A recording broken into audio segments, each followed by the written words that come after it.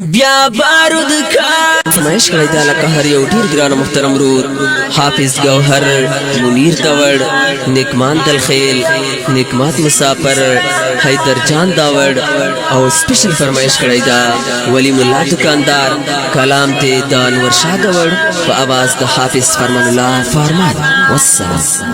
داری زم پزما ککی بر جن جانان داشت یو کوسی میوراناوی د خړواتن جانان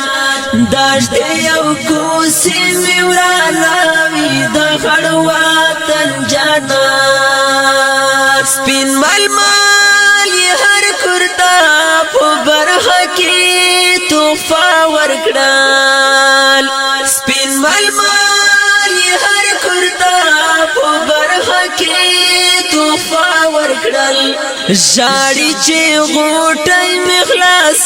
ویلا د کافن جانان ژاړي چې غوټي مخلاص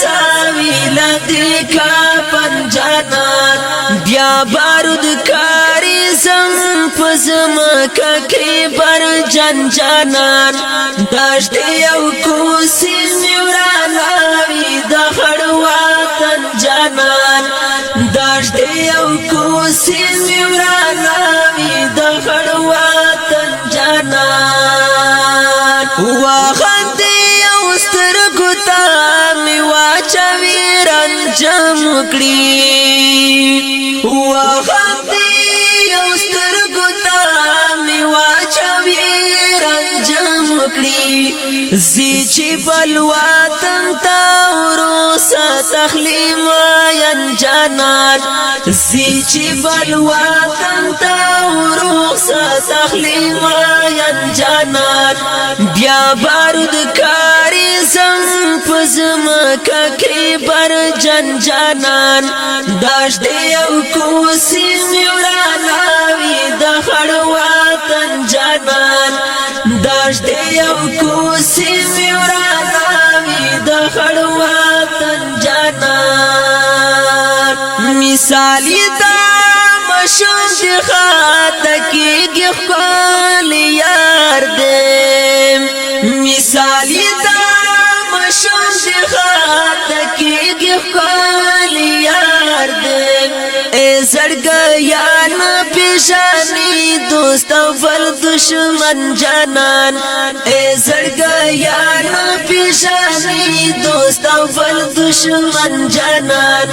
بیا بارود کاری زم پزما ککی بر جن جانان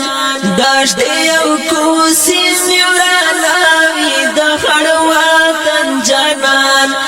داشت یو کوسی میوراناوی د خړواتن جانان څنګه په هنري په خپل ځان باندې مین کړم څنګه په هنري په خپل ځان باندې مین کړم هغه مطلب یو بی وفا دروغ جن جانان هغه مطلب یو بی وفا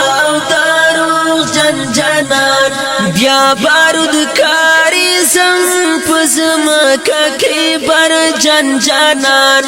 داشت یو کوسی میوراناوی د خړواتن جانان داشت یو کوسی میوراناوی د خړواتن جانان وایمان ورشاته وړ چې داسې یاري نکړم وایمان ورشاته وړ چې داسې یاري نکړم نه غواړم نه غواړم په یو صورت دانن جانان نه غواړم نه غواړم په یو صورت دانن جانان بیا بارود کاری زم پزما ککی بر جن جانان داشت یو کوسی میوراناوی د خړواتن جانان داشت یو کوسی میوراناوی